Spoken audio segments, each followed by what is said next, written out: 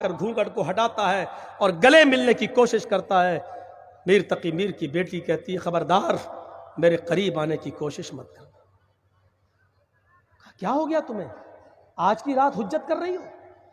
کہا تم نے مجھ سے نکاح نہیں کیا، تمہیں تو میرے باپ کی مال و دولت سے محبت تھی، وہ نیچے رکھا ہوا ہے تمہاری ماں کے پاس، جاؤ اسی مال کے پاس سوئیے، اسی کو بوسہ لیجئے، اسی کو چومیے اور چاٹیے، میرے پاس کیوں آیا؟ دونوں میں تنا تنی بڑھتی ہے۔ پہلے سمجھانے کی کوشش کی لیکن بیٹی کو اتنا دکھ تھا اپنے باپ کے گھر اور مکان اور دکان کی بک جانے کا کہ وہ ماننے کے لیے تیار نہیں۔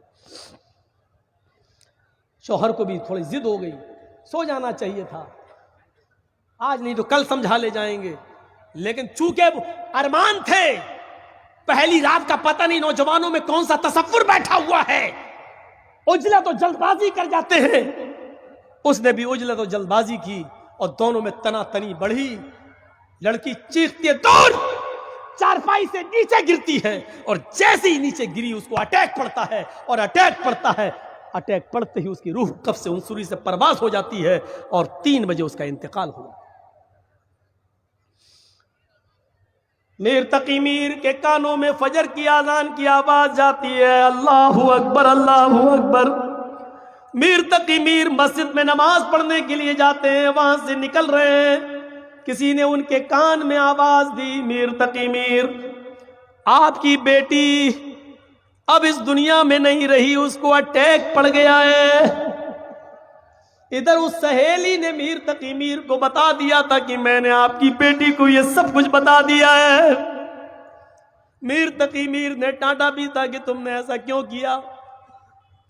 میر تقی میر اپنی بیوی کو لے کر لڑکی کے سسرال کی طرف جاتے ہیں، سورج نکلنے کے بعد وہاں پہنچتے ہیں، میر تقی میر کی بیوی کو گھر کے اندر اجازت مل جاتی ہے۔ میر تقی میر سے کہا جاتا ہے کہ آپ کی بیٹی کو غسل دیا جا رہا ہے، ابھی کفنایا جائے گا، جب کفن پہن لیا جائے گا، پہنا دیا جائے گا، تب آپ کو آپ کی بیٹی کا چہرہ دکھایا جائے گا، ابھی باہر بیٹھیے۔ تھوڑی دیر کے بعد اجازت ملتی ہے، غسل دیا جا چکا ہے، آپ کی بیٹی کو کفن سے اڑا دیا گیا ہے، چلیے آپ اپنی بیٹی کو ایک نظر دیکھ لیجئے، اس کے بعد قبر کھد رہی ہے، وہاں آپ کی بیٹی کو قبرستان میں دفن کیا جائے گا۔ میر تقی میر گھر کے اندر جاتے ہیں، اپنی بیٹی کے سر سے کفن کا کپڑا ہٹاتے ہیں، اپنی بیٹی کے ناک میں لگی ہوئی کاٹن کو دیکھتے ہیں، سفید رنگ سے پہنے ہوئے اوڑے ہوئے کفن کو دیکھتے ہیں، اے میری بیٹی رخصتی کے موقع پر تو میں نے تجھے سرخ جوڑے میں رخصت کیا تھا، میرا داماد کہاں ہے؟ کہا جی میں یہاں ہوں۔ میر تقی میر نے کہا میں نے تم نے جو لسٹ دی تھی وہ مجھے لاؤ، جہیز کی جو لسٹ دی تھی وہ ذرا دینا۔ داماد بولتا ہے وہ تو آپ ہی کے پاس ہے، میں نے آپ کو دی۔ میر تقی میر کہتے ہاں وہ میرے پاس ہے، جیب سے نکالتے یہ آئے میرے داماد، میں نے اس میں ایک چیز کی بھی کمی نہیں کی تھی۔ ہاں ایک چیز کی کمی ہے، آئے میرے داماد جو تو لکھنا بھول گیا تھا، جو میری بیٹی کو تیرے گھر سے مل رہا ہے وہ کفن، یہ کیوں بھول گیا تھا؟ اس کو بھی لکھ دیا ہوتا، اور جب تو نے لکھا نہیں تو میری بیٹی تیرے کفن میں کفنائی کیوں جائے گی؟ پوری لسٹ پڑھی اور پڑھ کے پھاڑ دی، پھر اپنی بیٹی کے گال پر ہاتھ رکھ کر اور اس کفن کو پکڑ کے کہا ہے میری بیٹی آج کے بعد تیرا باپ کبھی شاعری نہیں کرے گا، اور زندگی کا آخری شعر میں آج پڑھ رہا ہوں سب کے سامنے، اور آج کے بعد میری شاعری ہمیشہ زندگی بھر کے لیے بند۔ پھر میر تقی میر نے اپنی زندگی کا آخری شعر پڑھا، اپنی بیٹی کے کفن کو اٹھا کر اور کہا اب آیا ہے خیال آرام جاں اس نامرادی میں، اب آیا ہے خیال آرام جاں اس نامرادی میں، کفن دینا تجھے بھولے تھے ہم اسباب شادی میں۔ او میری بیٹی، تیرے باپ نے کوئی چیز کی کمی نہیں ہونے دی، صرف ایک چیز کفن کی کمی رہ گئی تھی جو تجھے تیرے باپ نے نہیں دی، یہی کفن دینا میں تجھے بھول گیا تھا۔ میرے داماد، یہ کفن ہٹاؤ، میں جو چادر کو اوڑھ کے آیا ہوں، میر تقی میر نے اسی چادر میں اپنی بیٹی کو لپیٹ لیا اور اپنے داماد کا دیا ہوا کفن اس کے منہ پہ مار دیا۔ پکڑ، نہیں چاہیے مجھے تیرا کفن، اور میری بیٹی تیرے قبرستان میں دفن نہیں ہوگی، میری بیٹی میرے قبرستان میں دفن ہوگی۔ نہ تو نے اتنی لمبی چوڑی جہیز کی لسٹ مانگی ہوتی، نہ میری بیٹی کو یہ دن دیکھنا ہوتا۔ میری بیٹی اپنے باپ کی بربادی دیکھ کر اپنی جان کو قربان کر گئی، اس نے اپنی جیون لیلا کو سماپت کر لیا ہے۔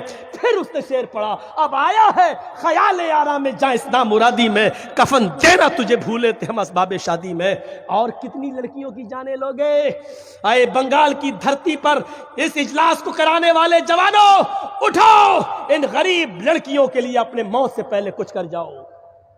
آئے مقصد حیات تنظیم چلانے والوں، مبارکباد پیش کرتا ہوں تمہیں، اٹھو، آگے بڑھو، جرجیز تمہارے ساتھ ہے، قدم سے قدم ملاؤ، اور سب سے پہلے یہ فرض ادا کرو، ان غریب لڑکیوں کے بارے میں کچھ سوچو، ان کو بغیر جہیز کے شادیاں کراؤ، لڑکے تلاش کرنا تمہاری ذمہ داری، لڑکوں کے لیے دیندار لڑکیاں دیکھنا تمہاری ذمہ داری۔ آئے مقصد حیات کے ذمہ داروں، جرجیز تمہیں خوشخبری سنا کے جا رہا ہے، یہ مزدہ تم لو، یہ چیز تم اپنے کاندھوں پہ سنبھالو۔ جب کوئی اللہ کے لیے قدم آگے بڑھاتا ہے تو اللہ اس کی مدد کرتا ہے۔ کہا حدیث قدسی میں، میرے بندے، اللہ کہے گا قیامت کے دن، میں بھوکا تھا، تو نے مجھے کھانا کیوں نہیں کھلایا؟ بندہ کہے گا، اللہ تو سب کو کھلاتا، تو کیسے بھوکا رہ سکتا ہے؟ اللہ کہے گا، اگر تو نے کسی فقیر کو کھانا کھلایا ہوتا تو اس وقت مجھے تو اپنی مدد کے لیے وہاں پاتا۔ اس حدیث کی روشنی میں کہہ سکتا ہوں، تم ان غریب لڑکیوں کی شادی کے لیے مدد کرو گے، آگے بڑھو گے تو اللہ رب العالمین ضرور تمہاری مدد کرے گا۔ تم ایک قدم بڑھو، اللہ 10 قدم بڑھے گا، یعنی وہ تمہارا تعاون کرے گا اور تمہارے لیے راستے نکالے گا۔ یہ ذمہ داری تم اٹھاؤ، آگے بڑھو، اور ان غریب لڑکیوں کے بارے میں بھی کچھ سوچو۔ 3:35 میں سمجھتا ہوں کہ آج اصلاح معاشرے کے تعلق سے جو باتیں میں نے آج پیش کر دی ہیں، اتنے جذبات میں ابھی 2-4 دنوں سے میں نہیں بول رہا ہوں۔ میرے پیارے ساتھیوں، اب میرے اندر اتنی ہمت نہیں کہ میں اور آگے بڑھ سکوں، چل سکوں۔ کل پھر بنگال سلی گڑی کے پاس باگڈورا ایئرپورٹ کے قریب میرا پروگرام ہے، مجھے پھر اس پروگرام میں شرکت کرنی ہے، اور دن میں سفر اور رات میں پھر جو ہے پروگرام، اس نے، اور پھر اب تو آپ جانتے ہیں کہ وہ زمانہ الگ تھا، 20-22-24 سال پہلے جب میں جھنڈا نگر میں پڑھتا تھا اور پھر پروگرام کرتا تھا، وہ دور الگ تھا، اب دور الگ ہے۔ میرے بھائیوں، میں نے بڑے بڑے اس دور میں تجربے کر کے دیکھے ہیں، آپ بہت قابل مبارکباد ہیں، اللہ اس جلسے کو کامیاب فرمائے۔ نوجوانوں نے جس مقصد کے تحت اس اجلاس کو قائم کیا ہے، بار الہ ان نوجوانوں کو دن دونی اور رات چوگنی ترقی عطا فرما، اور جو ہم نے تقریر کہ اللہ ہمارے معاشرے کو شرک سے پاک کر دے، بدعت سے پاک کر دے، جوا اور شراب سے پاک کر دے۔ ہماری جو بیٹیاں بیٹھی ہوئی ہیں، جن کو جہیز کی وجہ سے شادیاں نہیں ہو رہی، اللہ ان کی شادیوں میں آسانیاں پیدا فرما دے۔ جو ہمارے نوجوان لڑکے بیٹھے، اللہ ان کو دیندار لڑکیاں عطا فرما دے۔ بار الہ ہم تجھ سے دعا کرتے ہیں کہ جو بیمار ہیں ان کو شفائے کاملہ اور عاجلہ عطا فرما، اور اے اللہ جو تیری رحمت کو جا چکے ہیں ان کی قبروں کو نور سے بھر دے۔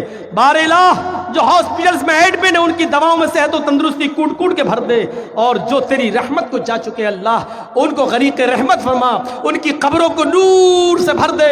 جب تک تو ہمیں زندہ رکھ، اسلام پہ زندہ رکھنا، اور جب ہمارا خاتمہ ہو تو ایمان پر ہمارا خاتمہ فرمانا۔ وما علینا الا البلاغ المبین وآخر دعوانا ان الحمد للہ رب العالمین۔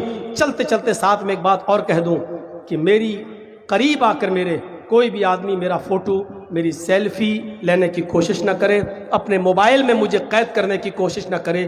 گناہ گناہ ہے، چاہے وہ آپ کریں یا ہم کریں، شریعت ہمیں اتنی اجازت نہیں دیتی۔ یہ موبائلوں میں قید ہو چکا ہے، یوٹیوب میں آ جائے گا، پوری دنیا سن رہی ہے اور سن لے گی، اس حد تک ٹھیک ہے، لیکن مجھے پیر بنانے کی کوشش مت کرو اور اپنے موبائلوں میں مجھے قید کرنے کی کوشش مت کرو۔ میرے ساتھ پھر بھی میں کہہ دے رہا ہوں، میرے قریب آ کر اگر آپ میرا فوٹو لیں گے اور میری تصویر لیں گے تو آپ خود اس کے گناہ گار ہوں گے۔ اب یہ گناہ میرے اوپر نہیں رہے گا، کیونکہ میں نے آپ کو بتا دیا ہے۔ السلام علیکم ورحمۃ اللہ وبرکاتہ۔